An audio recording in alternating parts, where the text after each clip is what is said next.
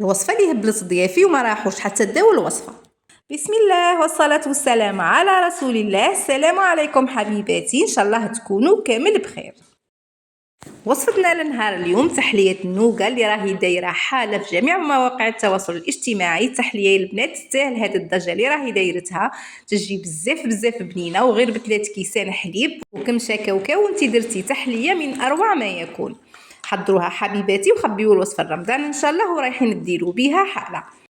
ما تبخلوش عليا حبيباتي بالليجام وبالبارطاج، وخليوا لي تعليقاتكم الشابه والحلوه اللي كيما نتوما. نقولوا بسم الله ونبداو في الوصفه تاعنا. هنا البنات في كاسرونه حطيت 3 كيسان حليب، ضفت لهم علبه فلان كراميل اللي انا البنات خدمت بهذه الصغيره، واللي عندها العلبه الكبيره تحط 3 مغارف كبار معمرين. ضفت لهم مغرفه كبيره نشا ولا مايزينا، خلطتهم البنات بارد في بارد. لازم هنا نقوموا بهذه الخطوه باه النشا هذيك تاعنا تذوب، وحطيتها مباشره فوق النار تكون متوسطه. مع الاستمرار في الخلط نبقاو نخلطوا فيها البنات حتى الخليط تاعنا يبدا يغلي كيما راكم تشوفوا هنا.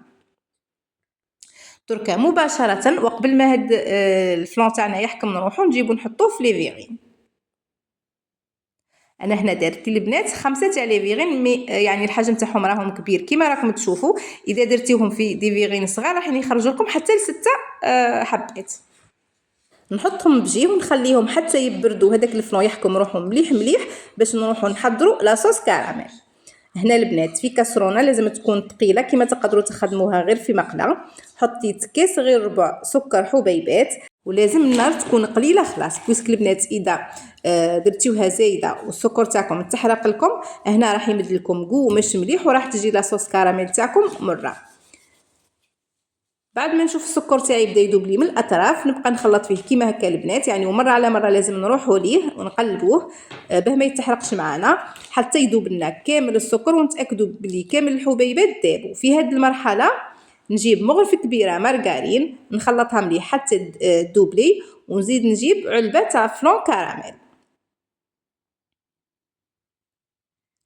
هنا البنات لازم تبقاو تخلطوا مليح حتى هذيك المارغرين تدخل مليح مع لاصوص كراميل باه تجيو تضيفوا الفلون كراميل.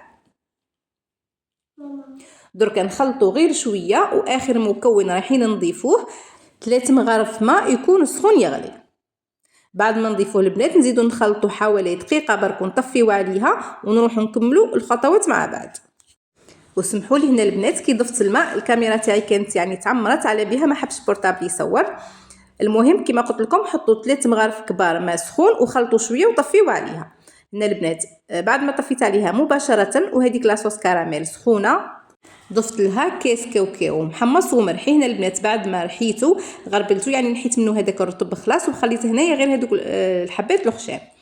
ضفته هنا وخلطته كما راكم تشوفوا. بعد مباشره البنات حطيته فوق التحليه تاعي.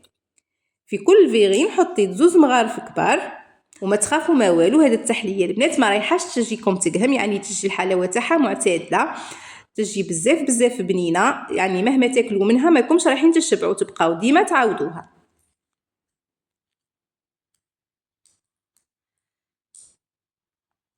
وهذه هي التحليه تاعنا في صحن التقديم، تحليه رمضانيه بامتياز بزاف هايله. بنتها يا البنات من اروع ما يكون. تحليه النوغا اللي راهي دايره حاله كما شفتوا معايا اقتصاديه وسهله في التحضير، يعني ليه نوجدوها، وكامل اللي راح يذوقها عندك راح يطلبك في الوصفه.